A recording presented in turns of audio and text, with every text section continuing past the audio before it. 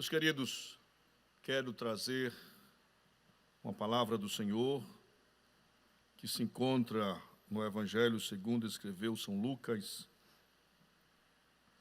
no capítulo 13,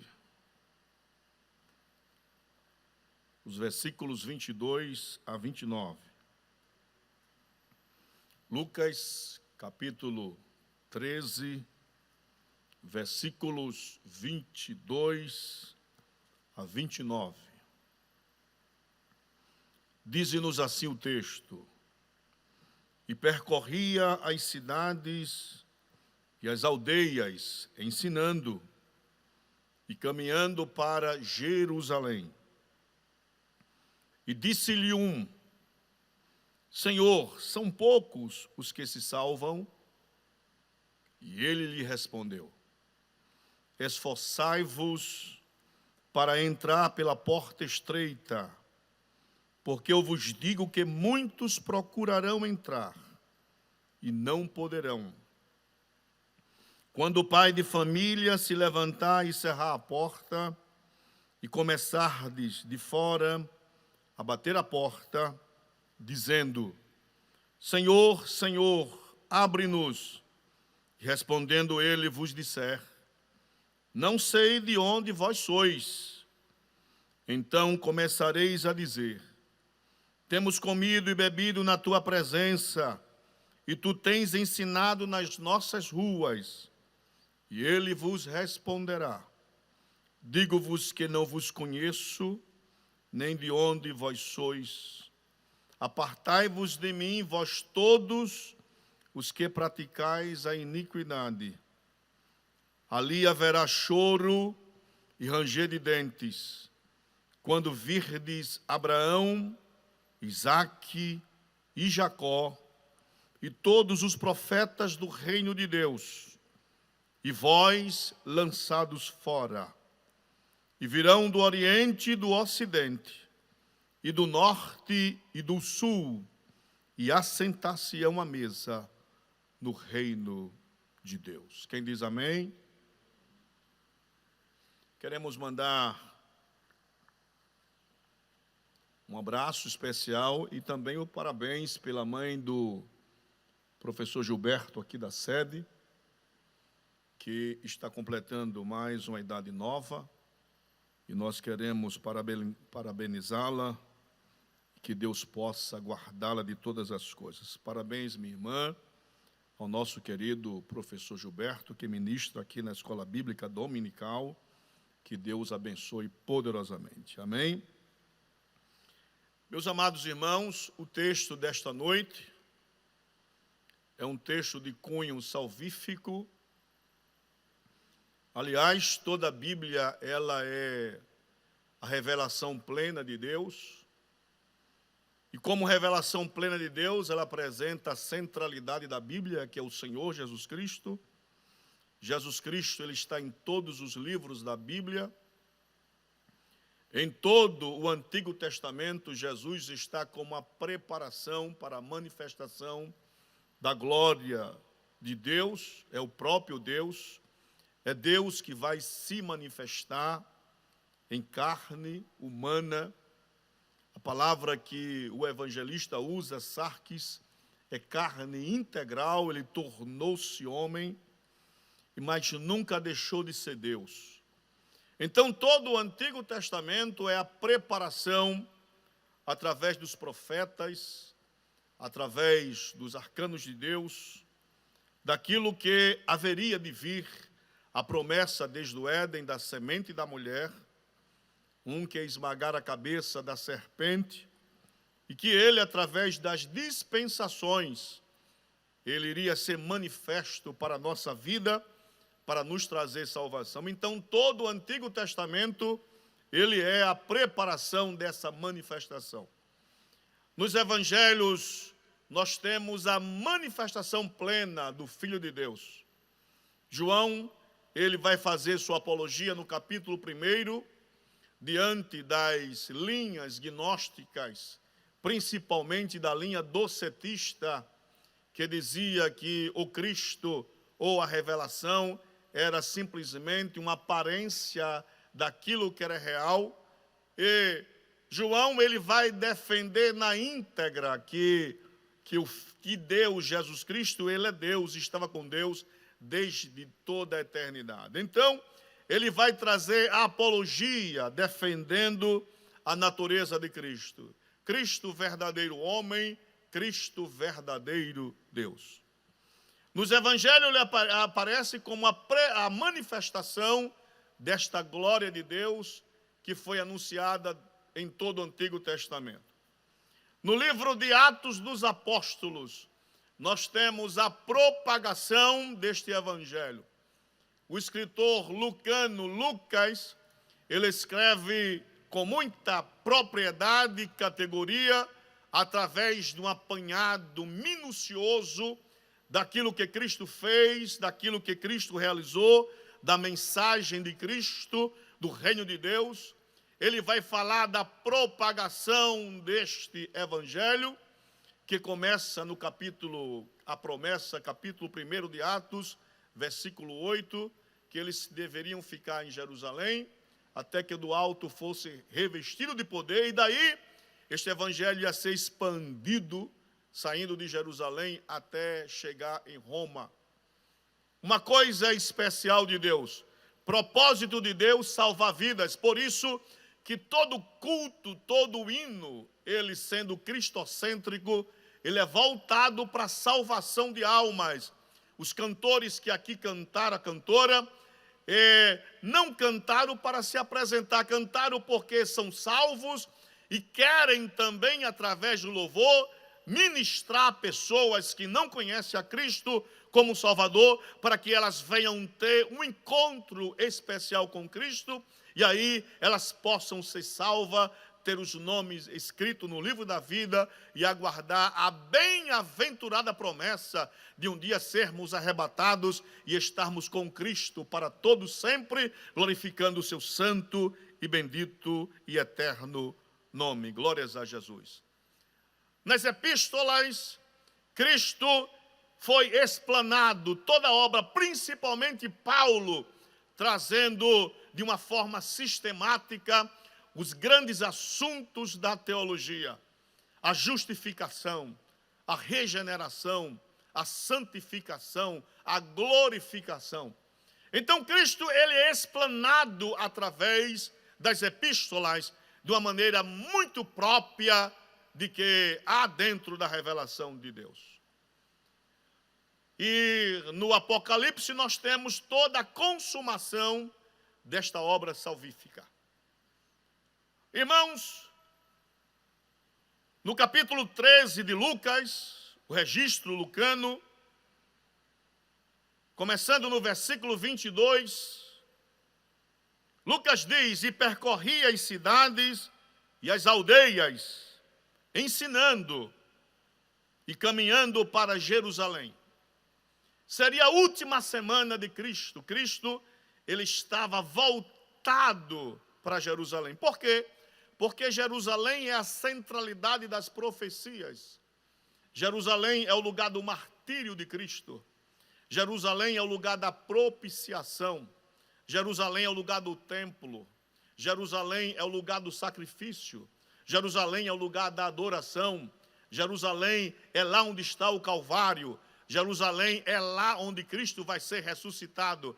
Cristo vai cumprir toda a profecia, especificamente lá em Jerusalém. Em Lucas capítulo 9, irmãos, versículos 51 e 53, começa a jornada para Jerusalém. Se puder colocar na tela, por gentileza, Lucas capítulo 9, 51, para que nós possamos compreender essa jornada. E aconteceu que, completando-se os dias para a sua assunção, manifestou o firme propósito de ir a Jerusalém. E mandou mensageiros diante da sua face. E indo eles, entraram numa aldeia de samaritanos para lhe prepararem pousada, mas não receberam, porque o seu aspecto era como de quem ia a Jerusalém. Glória a Jesus. F.F. Bruce diz que o semblante de Cristo foi transmudado. Na sua face havia o semblante de quem estava disposto, daquele que iria ser oferecido como sacrifício vivo diante de Deus pelos nossos pecados. Então ele está resoluto, ele sabe que em Jerusalém ele vai ser escarnecido, ele vai ser humilhado, ele vai ser chicoteado, ele vai ser aviltado, ele vai sofrer pelos nossos pecados, mas também ele sabe que ao terceiro dia ele iria ressuscitar, ascender aos céus e estar à direita de Deus intercedendo por nós, até que o dia ele volte outra vez para vir buscar a sua amada e bendita igreja. Glórias a Jesus. Então, irmãos, Jesus está na Judeia. Ele vai a Samaria, mas os samaritanos não querem recebê-lo, porque o seu semblante estava mudado. Ele ia para Jerusalém para ser crucificado, morto e sepultado, mas ao terceiro dia ele iria ressuscitar. Jesus sai de Samaria e agora vai fazer um longo percurso por toda a Pérea. E este acontecimento aqui é na Pérea. As multidões cercam Jesus, porque muitas pessoas que seguiam a Jesus queriam ver milagres, queriam ser beneficiadas pelos milagres, queriam comer junto com a multidão, mas poucos haviam tido a vida transformada. E uma das pessoas que faz parte da turba pergunta, daqueles que estão no meio da multidão. E um deles disse: Senhor, são poucos os que se salvam? Havia dentro dos círculos rabínicos uma questão teológica, teórica e abstrata. Por quê? Porque sempre as pessoas vão se questionar: quantos vão ser salvos? Quantos? Nós sabemos que muitos vão, agora quantos? E algumas pessoas nos seus devaneios já calcularam quantos vão, quem vai, quem não vai. Nós muitas vezes fazemos juízos temerários e julgamos as pessoas pelas aparências. Este vai, aquele não vai. Aquela vai, mas aquela ali possivelmente não vai. Lutero disse que na eternidade nós vamos ter várias surpresas. Daqueles que a gente pensava que estaria lá, não vão estar. E aqueles que a gente pensava que não iria estar, vão estar lá. E ele disse que a surpresa maior é que ele iria estar lá também. Nós somos salvos pela misericórdia, pelo amor de Deus. Nós somos salvos pelo sacrifício do Calvário. É Deus que quer nos salvar. Aleluia. E nós estamos aqui nesta noite, testemunhando esta tão grande salvação. Aí pergunta: quantos vão ser salvos? Jesus poderia muito bem dizer, né? Vai ser tantos. Aí ele olha, pergunta, todo mundo está fito nele, porque quer ouvir uma resposta prática. Agora ele vai dizer quantos vão ser salvos. Quantos? Aí Jesus responde. Vê o que Jesus responde. Versículo 24 do capítulo 13. Esforçai-vos ou porfiai para entrar pela porta o quê? Estreita. Porque eu vos digo que muitos procurarão entrar e não poderão. Irmãos, esta palavra esforçar ou porfiai é um termo que Lucas usa, tirado do grego, para trazer a força da expressão, daquilo que ele quer trazer à baila, para que as pessoas entendam o que é que ele quer dizer.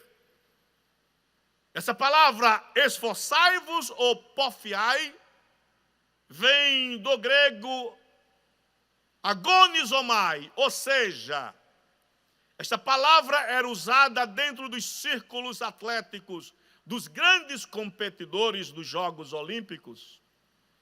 Para trazer o quê? Para trazer aquilo que um atleta passa o ano todo treinando para competir nas grandes competições. O atleta que compete, ele precisa fazer com que o seu corpo seja adequado à competição que ele vai fazer. Por exemplo, um atleta não pode competir sem treinar o ano todo. Ele tem que fazer uma seleção de alimentos, ele não pode comer tudo, não pode fazer tudo, ele tem que manter uma estética corporal, para que ele não fique um pouco pesado, para que quando for competir, ele não possa perder para os seus adversários. Então o atleta que quer competir, ele precisa treinar, levantar cedo, selecionar o que come, para poder competir. E a linguagem que Lucas usa é essa aqui. Aí você é antagônico e vai dizer, quer dizer que eu é que tenho que me esforçar pela salvação? Não, irmãos. Não é que você tem que se esforçar. A gente não faz nada para ser salvo. A nossa justiça, segundo o profeta Isaías, é como trapo de imundícia. Então, a gente não pode fazer nada, mas nós temos que lutar. Lucas capítulo 9, versículo 23. Jesus diz assim, se alguém quiser, e dizia a todos, se alguém quer vir após mim, se alguém quiser ser meu discípulo, o meu seguidor, se alguém quiser vir após mim, negue-se a si mesmo e tome cada dia a sua cruz e siga-me. Parece-me que este evangelho não é o evangelho que muita gente prega aí, cantor Valdério aí fora. Não é o evangelho das facilidades. Não é o evangelho que você dorme pobre e acorda rico. Não é o evangelho da cessação das lutas, das aflições. Não. O evangelho que Lucas está trazendo e a resposta de Cristo naquela jornada para Jerusalém é que todos aqueles que queiram, Jesus disse, se alguém quiser, não é obrigado, é se alguém quiser segui-lo. E Jesus é tremendo, irmãos. Então, se você quiser seguir a Cristo, se você quer, a partir de hoje, você tem que fazer uma coisa que é surpreendente, que é basilar, é você negar-se a si mesmo. E quando eu nego a mim mesmo, irmãos, eu só posso passar na porta, a porta é estreita. Ela não cabe o meu orgulho, ela não cabe a minha pretensão, ela não cabe a minha empáfia, ela não cabe os meus desejos particulares, não cabe. Para que eu possa entrar por essa porta, eu tenho que agonizar. E como é que eu vou me agonizar? Quando eu deixo de lado tudo aquilo que é contrário à vontade de Deus.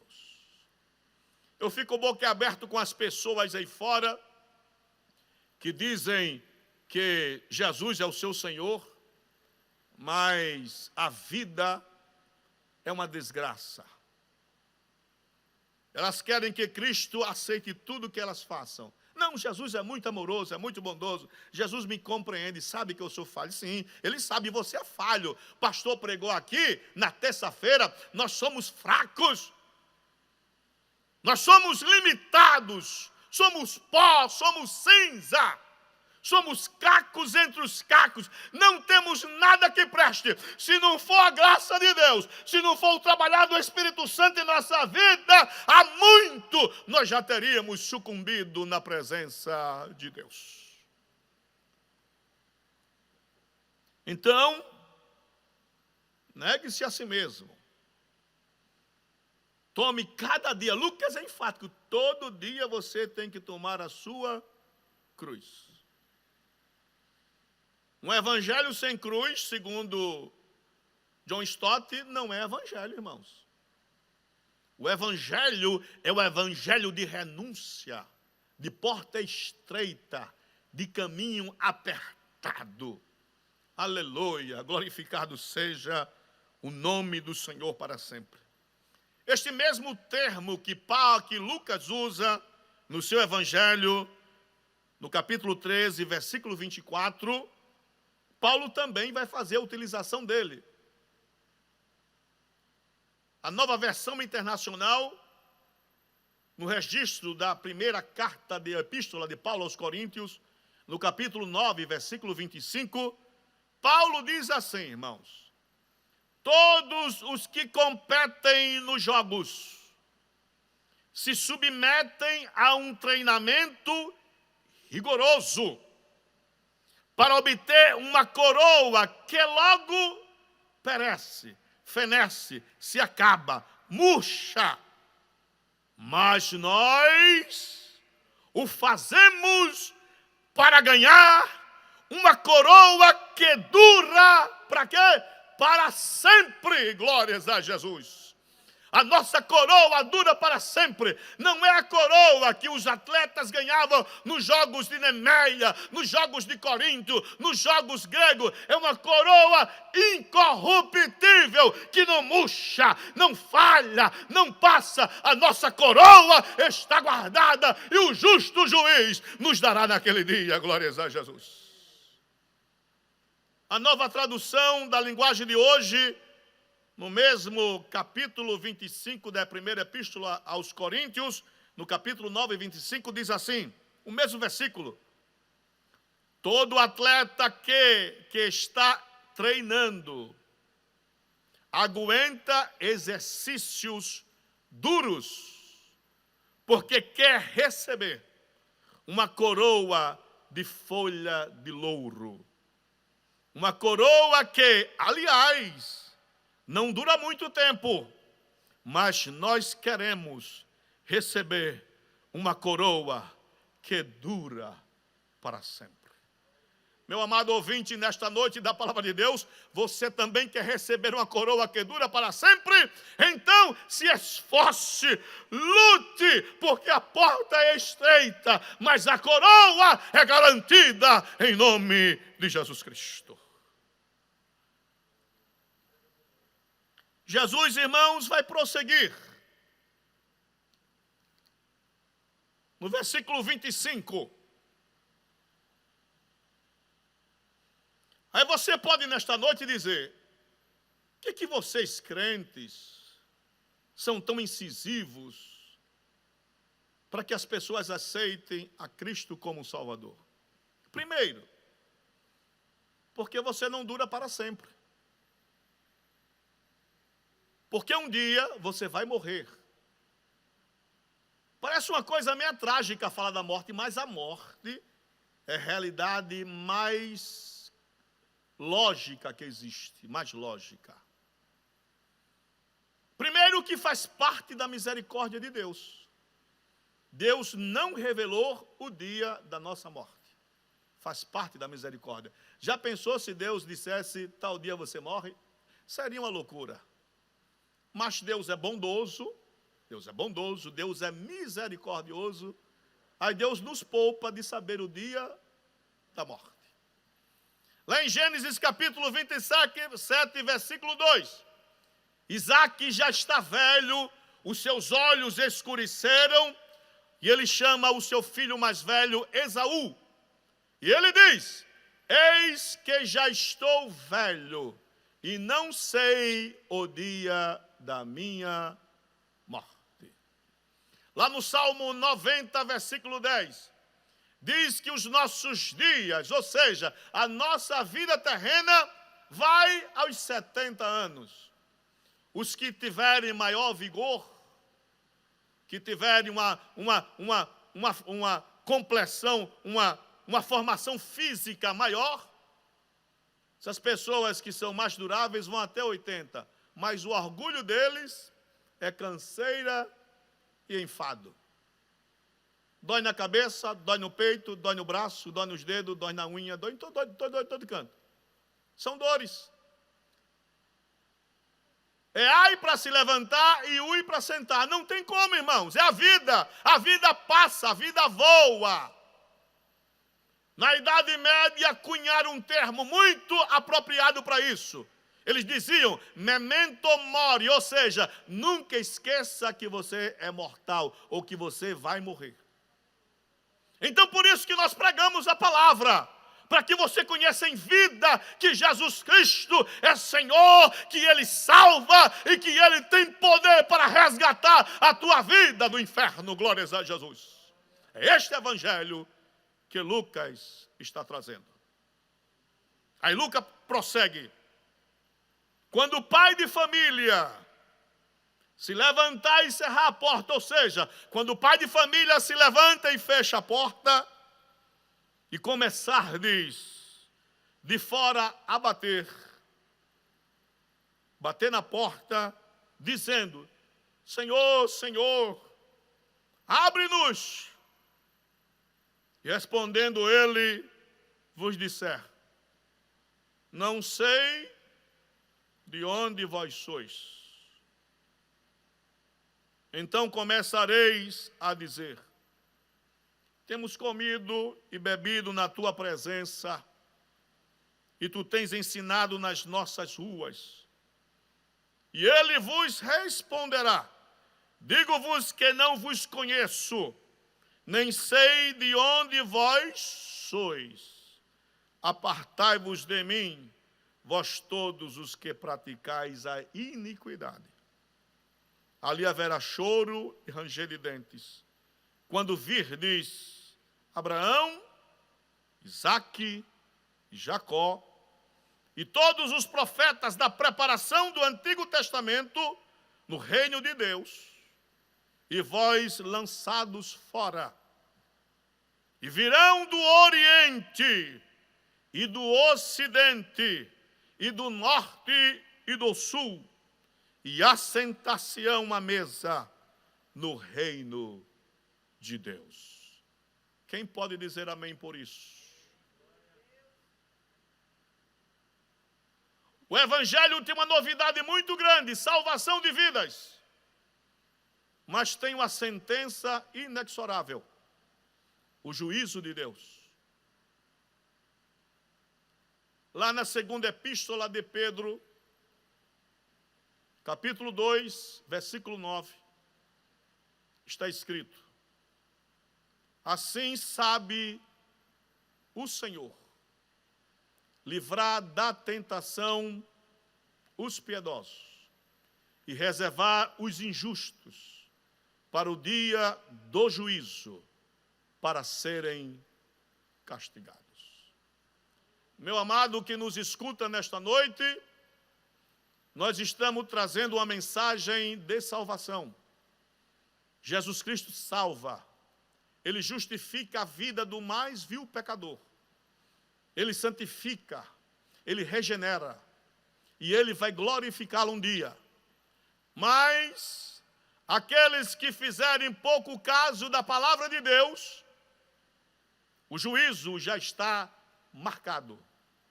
Esse dia está marcado na agenda de Deus.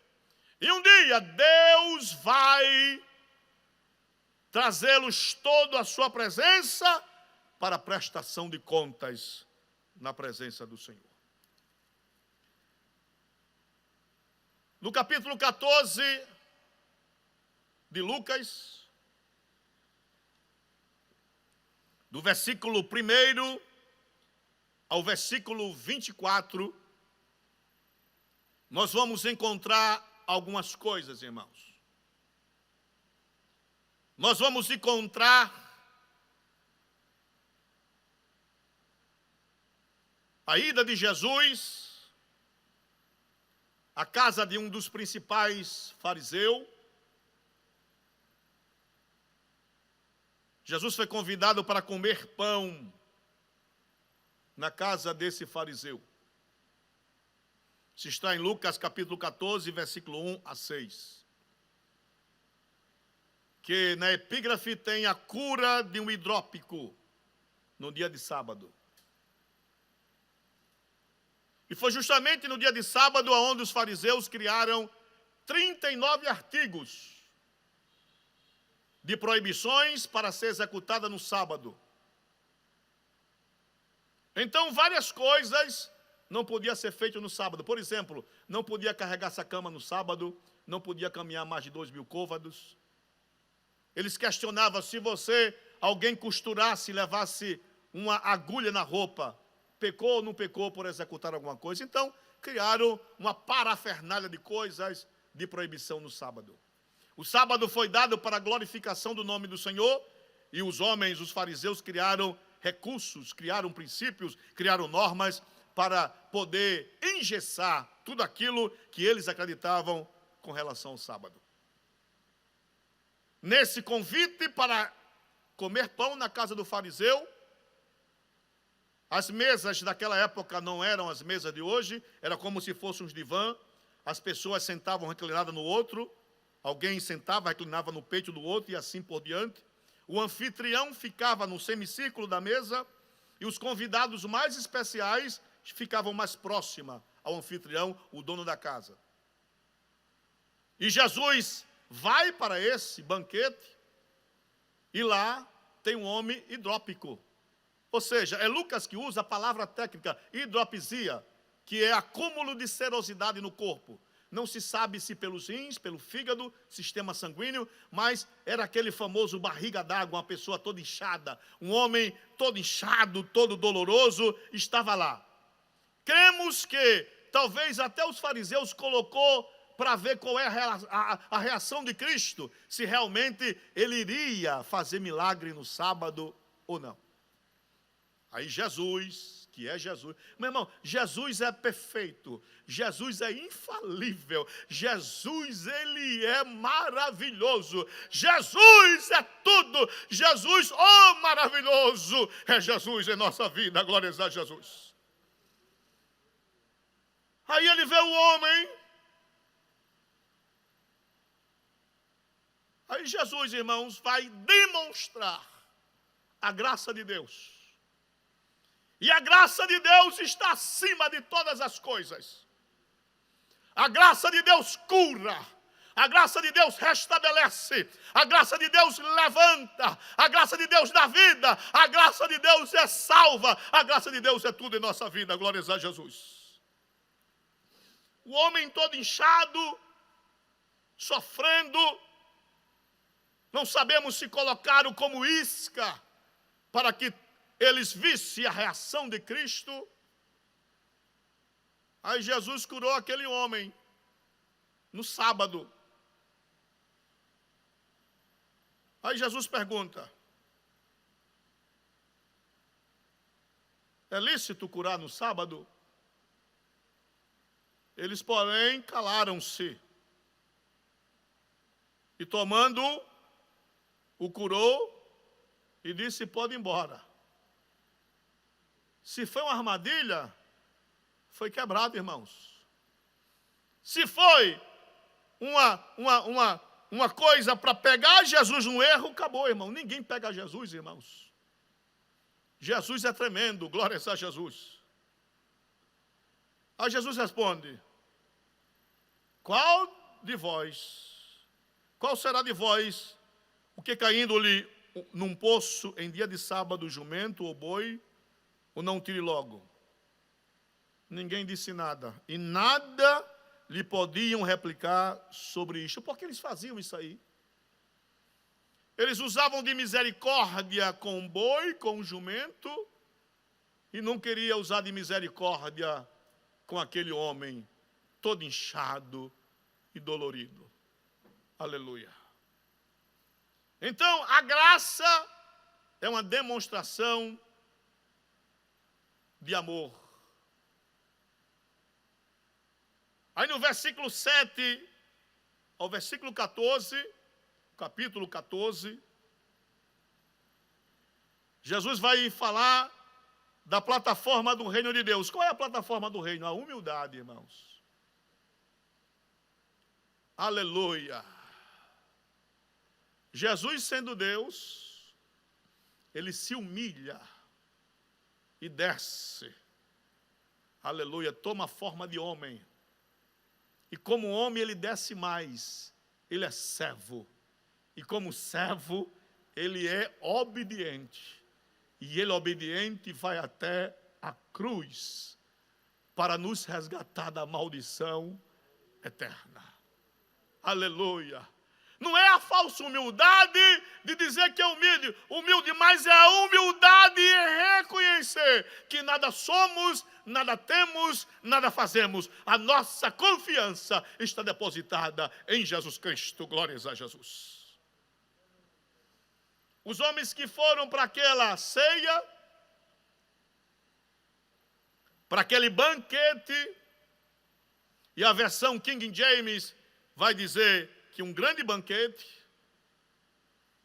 todos eles queriam primeiro lugar, porque queriam mostrar que eram importantes. Irmãos, importante é só Cristo. Cristo é insubstituível, glórias a Jesus. Ele é fiel. Ele é poderoso, Ele está acima de todas as coisas, Ele está acima da pandemia, Ele é Deus, Ele é poderoso, Ele domina todas as coisas, Ele visita aqui na mesma hora, aqui em Japão, Ele visita a Europa, visita os Estados Unidos, Ele é onipresente, Ele é Deus, glórias a Jesus. E Ele percebe que as pessoas querem o primeiro lugar. Enquanto o primeiro lugar devia ser para ele, que era o convidado mais ilustre, eles queriam o primeiro lugar. Jesus vai ensinar. Jesus sempre ensina, irmãos. Graças a Deus por isso. Aí versículo 7 ao 14 diz assim: e disse aos convidados uma parábola, reparando como escolhia os primeiros assentos, dizendo-lhes: quando por alguém fores convidado às bodas, não te assentes no primeiro lugar, para que não aconteça que esteja convidado outro mais digno do que tu, e vindo que te convidou, a ele te diga. Seria uma vergonha terrível.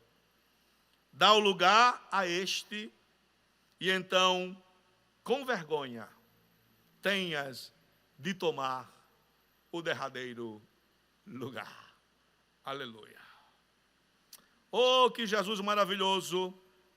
Aí Jesus vai dizer como é que deve ser. Jesus sempre vai ensinar o certo, irmãos. A gente que muitas vezes quer tomar caminho diferentes, mas Jesus vai sempre ensinar o certo.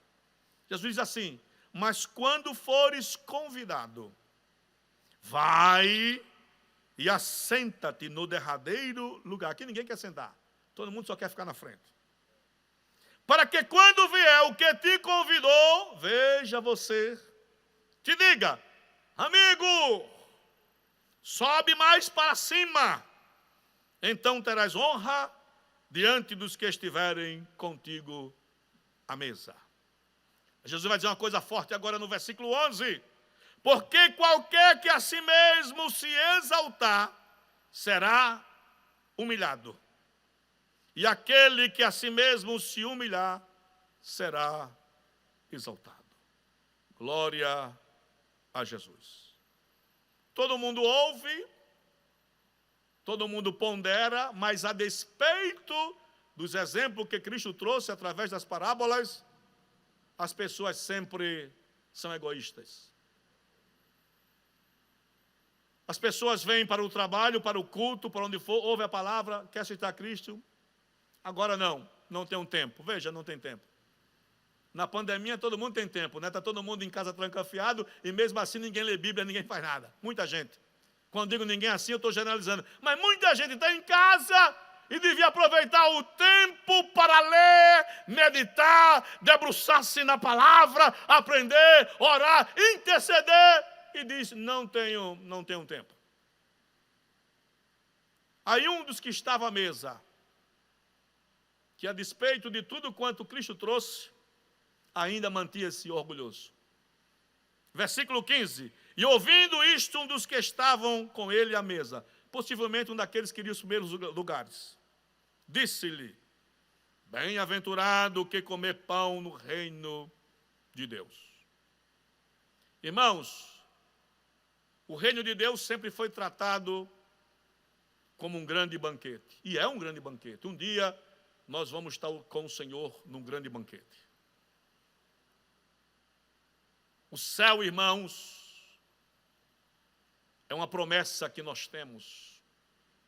O pastor tem pregado aqui, o nosso pastor presidente, que muitas pessoas já esqueceram de manter esta glória futura.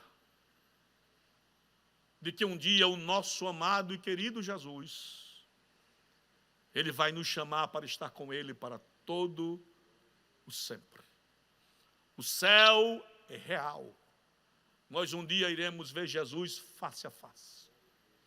Nós vamos contemplar o Cordeiro de Deus, aquele que se deu pelos nossos pecados, que resgatou a nossa vida, e nós vamos estar com Ele para todo sempre. Vai enxugar dos nossos olhos toda lágrima. Não vai existir dor, não tem pandemia, não tem nada que possa comparar as glórias futuras que nós vamos ter na presença do Senhor. Jesus ouve. Aí Jesus disse: um certo homem fez uma grande ceia e convidou a muitos. E a hora da ceia mandou o seu servo dizer aos convidados: vinde, que já está tudo preparado. E todos a uma começaram a excusar-se, dizendo: o primeiro comprei um campo, importa aí vê-lo, rogo-te que me hajas por escusado, ou desculpado. E outro disse: comprei 5 juntas de boi e vou experimentá-los, rogo-te que hajas por escusado. E outro disse: casei-me com minha esposa e portanto não posso ir, porque a lei dizia que alguém casado estaria 1 ano fora de ir para a guerra, somente para estar juntamente da esposa. Uma lua de mel muito grande, 1 ano de lua de mel. E voltando aquele servo, anunciou estas coisas ao seu senhor. Então o pai de família, indignado, disse ao seu servo: ide depressa pelas ruas e bairros da cidade, e traze aqui os pobres, aleijados, e mancos e cegos. E disse o servo: Senhor, feito está como mandaste, e ainda há lugar. Glória seja dada ao nome do Senhor. O banquete da salvação, irmãos, é uma festa, não é um funeral. Deus preparou um grande banquete para nossas vidas no seu reino e convida a todos, sem exceção. Por quê? Porque a vida que Cristo oferece é uma vida superlativa, é uma vida maiúscula, é uma vida abundante. Jesus disse: eu vim para que todos tenham vida e a tenham com abundância. Segundo lugar, o banquete da salvação é preparado por Deus e oferecido a todos. O homem é salvo não por seu próprio esforço, mas sim por aceitar o convite da graça de Deus.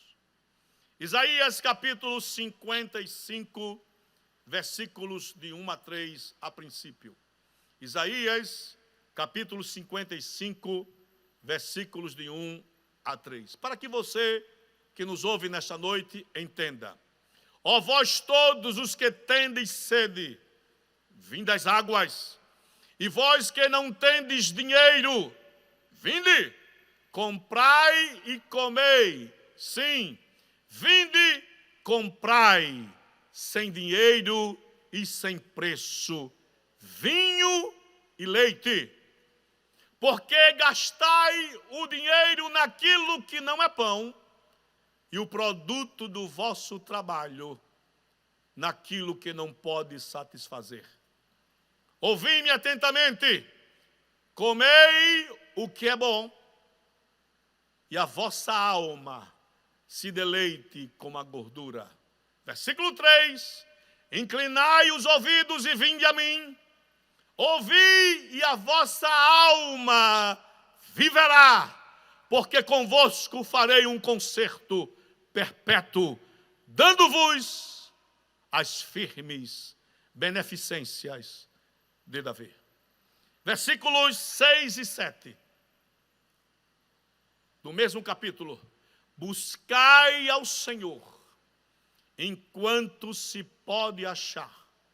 Invocai-o, enquanto está perto.